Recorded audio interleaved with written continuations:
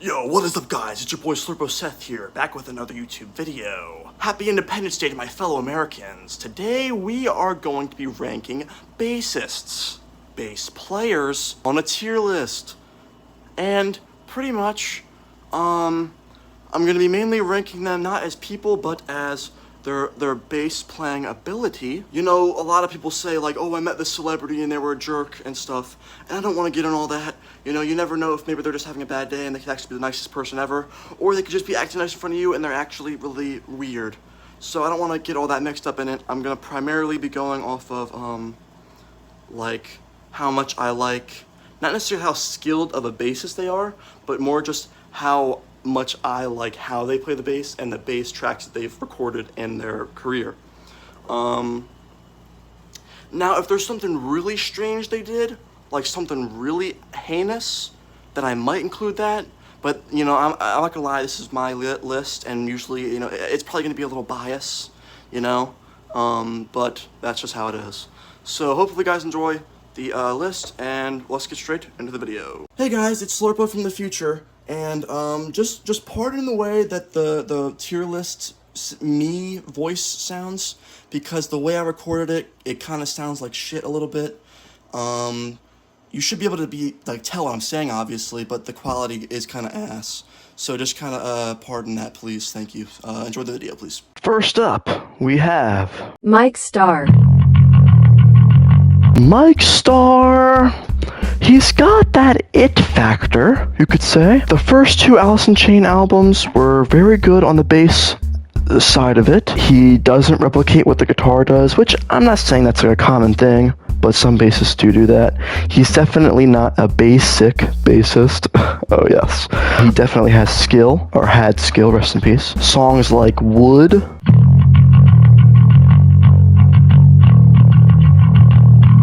You know, I mean, that's when I first think of his bass lines, that's the first one that comes to my mind personally. In Rooster, you know, that's a good bass line.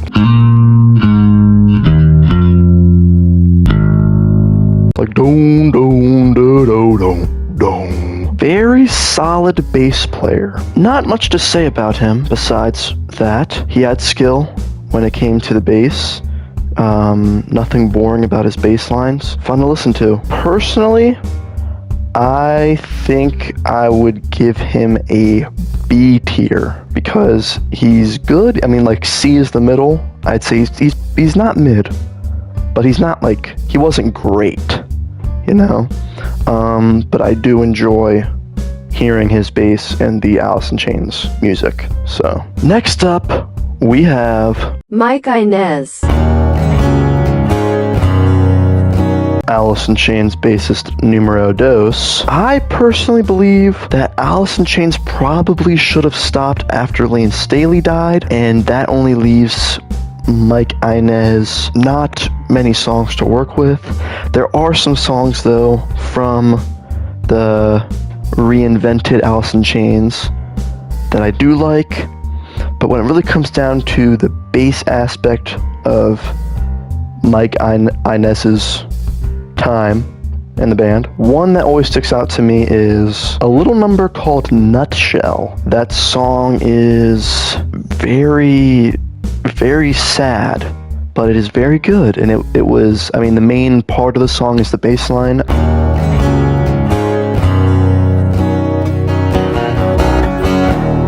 I believe the song is also written by him. Now, I think Starr has more songs that I like the bass, but I think when I don't know, Wood's pretty good. Pretty much what I'm saying, I think they're about the same, Starr and Inez, on the same level, so I would also give Inez a sweet little B tier. So Dirnt.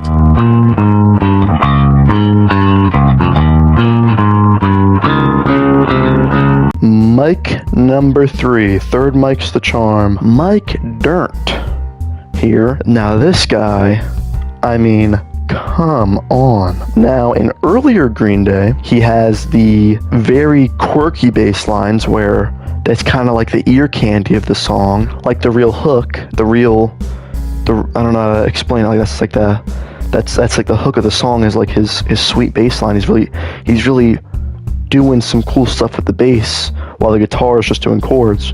Then you get into later Green Day, or should I say more like 2000s Green Day, where they're going for a more direct sound, and you can tell that he kind of changes the role of his bass to, instead of doing like the hook of the song, he's kind of playing what the guitar is playing and sticking to the root notes.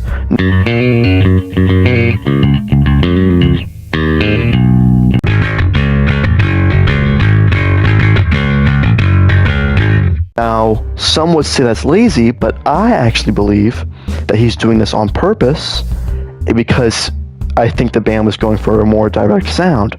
Now, 2010s and 2020s Green Day, so far at least,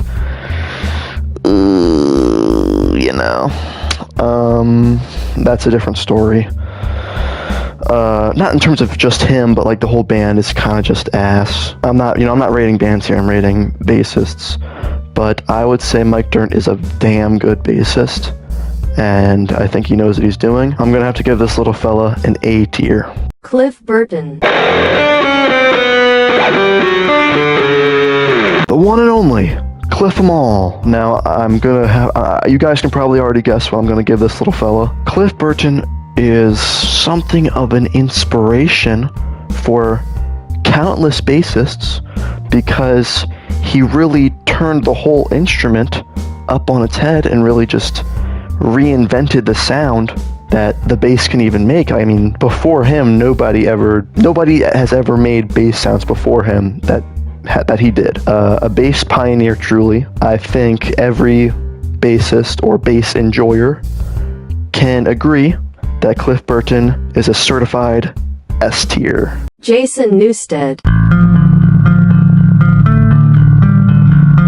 Good old Jason Newsted. Another Metallica bassist, but a different sound than Cliff, definitely. Now, Jason was on 4 albums, Metallica albums that is.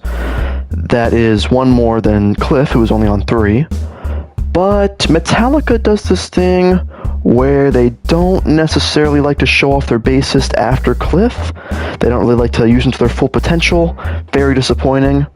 But let's just say in Metallica, right? And Justice for All, you can barely even hear the bass, if you even can, because it's literally like 6 feet deep in the engineering in that album. Very disappointing, because if you actually listen to the bass tracks, holy mother of God, he went crazy. Then the Black Album is definitely the Metallica album where he shined the most. My Friend of Misery, he had a bass solo. The bass is actually mixed normal, and you can hear how heavy it is, and you can kind of hear how in the Black Album he kind of makes it a point to not play exactly what the rhythm guitar is playing, and to kind of change it up a little bit so that his bass kind of has a place in the mix. Now in Load and Reload, I mean, good bass player, definitely lays down the concrete. On Reload, there's a song called Devil's Dance, where like the hook in the beginning of the song is a bass line by him. Definitely one of his best bass lines. Oh shit, voice crack. And even after Metallica, in I believe 2013 or 14 or somewhere around that, he released like a solo album, or I guess it was like a solo band, like it was a band that was called Newsted. Even then, you can kind of hear how the bass is just really heavy in a song called, I believe it's called Soldier Head or something like that. There's like a little bass solo in there that's really good.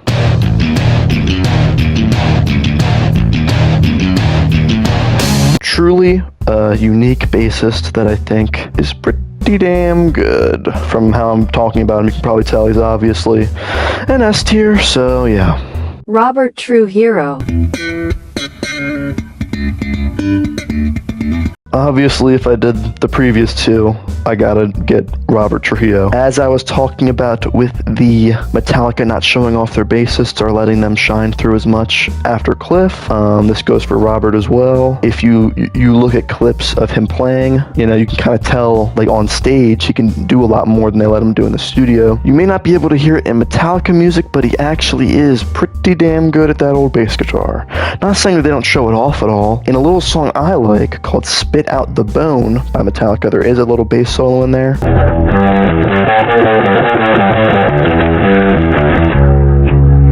Trust me, he can do a heck of a lot more than what Metallica is showing off. Now, this is my opinion, so you may not like that I gave the other two S tiers and Robert not an S tier. Personally, I do like Robert, but I don't think he's as good as Cliff. No, skill-wise, yes, but like creatively and like how he plays the bass, I would give him an A tier. I don't think he quite hits the S tier, but that's just me. In the comments section below, let me know how you would rank the Metallica bassist. Just let me know. Thank you so much. Next up on the tier list, we have Nikki Sixx.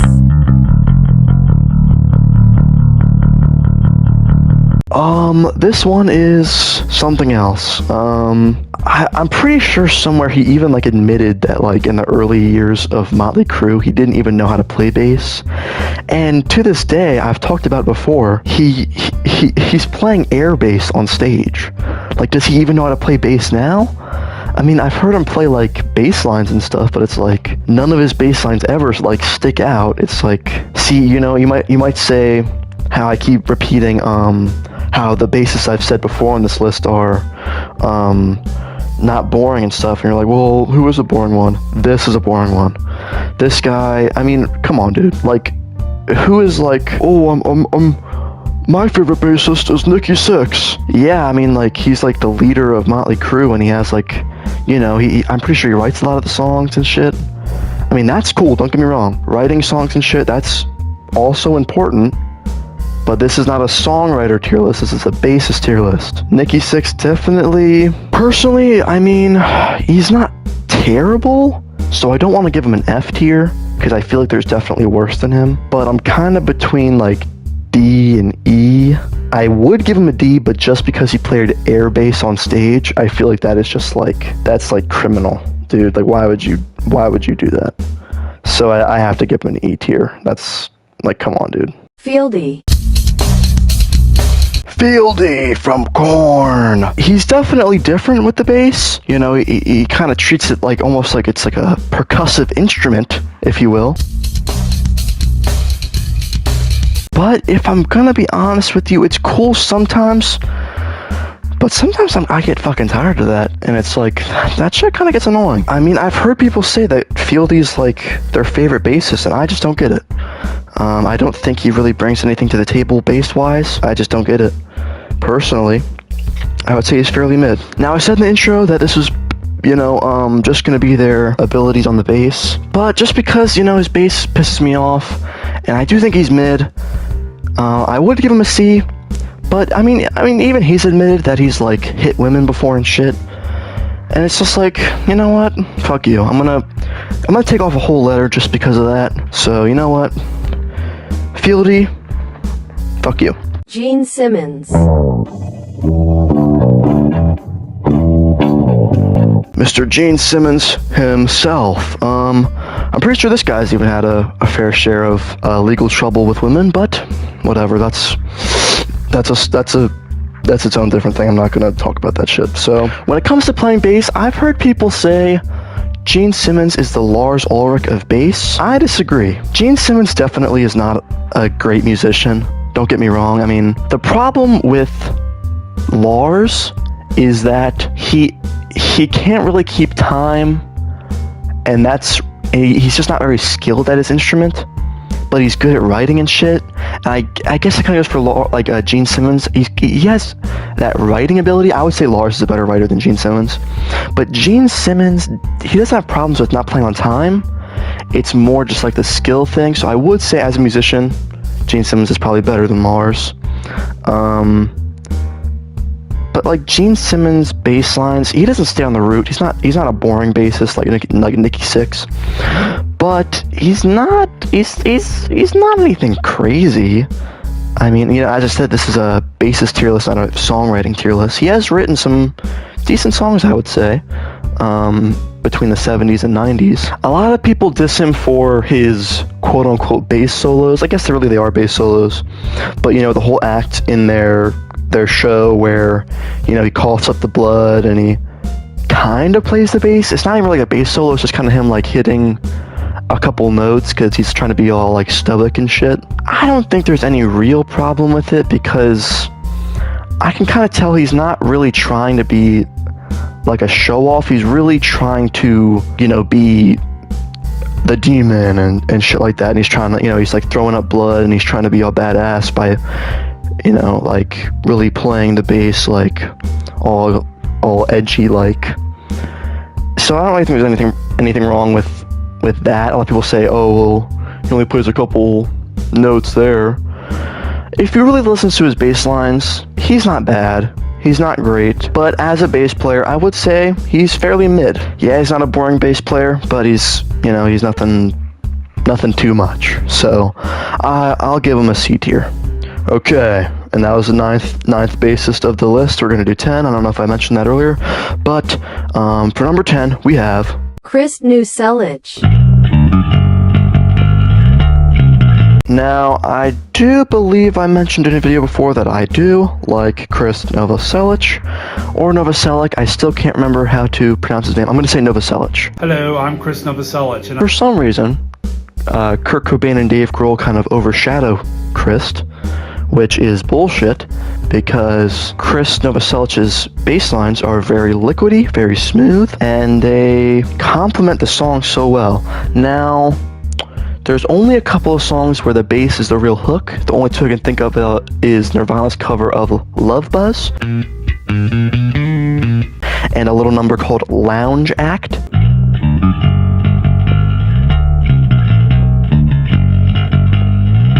But even if you listen underneath the guitars, you can tell that the bass is just so... it just complements the song so well. I'm not them. And it does make me upset that Dave Grohl and Kurt Cobain overshadow him, because I'm not saying Krist Novoselic, I don't fucking know, is the most talented member of Nirvana. I think he deserves recognition because the way he plays the bass is very good. I mean, obviously he's not like Cliff Burton level, so I won't give him an S, but I think an A tier definitely suits him. I mean, he's pretty damn good, and I think it really does make me mad that people seem to just not give him the recognition that he deserves. I mean, I don't know, it's really a shame, because Krist he's a good one. Guys, thanks for making it to the end of my YouTube video. I hope you liked my bassist tier list of bassists. Let me know what you guys thought about it in the comments section. If you don't agree with any of my my picks or placements. But yes. So let me know who your favorite bassist is, and you know, in the comments, and I'll see you guys in the next video. Goodbye. Yeah.